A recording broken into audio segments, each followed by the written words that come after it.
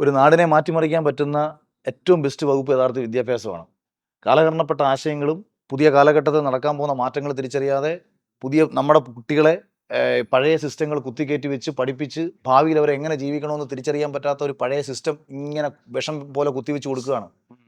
അപ്പോൾ ഞാൻ സ്കൂളിൽ ഫസ്റ്റ് മാർക്ക് മേടിച്ച് പാസ്സായ ഒരുത്തനാണ്. എന്നെ സ്കൂളിൽ പഠിച്ച ഒന്നും എനിക്ക് ഇന്നത്തെ കാലത്ത് പ്രയോജനപ്പെട്ടിട്ടില്ല. ഫേസ്ബുക്കിൽ നിന്ന് യൂട്യൂബിൽ നിന്ന് എങ്ങനെ വരുമാനം കിട്ടേണ്ടതെന്ന് തന്നെ 2003 പാസ്സായവനാണ് ഞാൻ.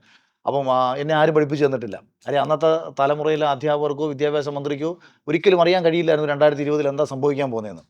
കാലഘട്ടത്തെ മുൻകൂട്ടി മനസ്സിലാക്കി ഒരു 15 വർഷം കഴിഞ്ഞിട്ട് കുട്ടികൾക്ക് ജീവിക്കാനുള്ള സാഹചര്യം സൃഷ്ടിക്കുന്ന ഒരു സിസ്റ്റം ഒരുക്കി കൊടുക്കണമെങ്കിൽ, സർഗാത്മകമായ ഒരുവന്റെ കഴിവിന് പ്രാധാന്യം കൊടുക്കണമെങ്കിൽ, യേശുദാസിനെ പഠിപ്പിച്ച് പാട്ടുകാരനാക്കി മാറ്റുന്നതാണ് വിദ്യാഭ്യാസമെന്നും, സച്ചിൻ ടെണ്ടുൽക്കർക്ക് ബാറ്റ് എടുത്ത് കൊടുക്കുന്നതാണ് വിദ്യാഭ്യാസമെന്നും, യേശുദാസിനെ ഡോക്ടറാക്കി കഴിഞ്ഞാൽ അയാൾ ഓപ്പറേഷൻ ചെയ്ത് ആരെങ്കിലും കൊല്ലുമെന്ന് നമ്മൾ തിരിച്ചറിയണം. കാരണം അയാളുടെ കഴിവ് കിടക്കുന്നത് സംഗീതത്തിലാണ്.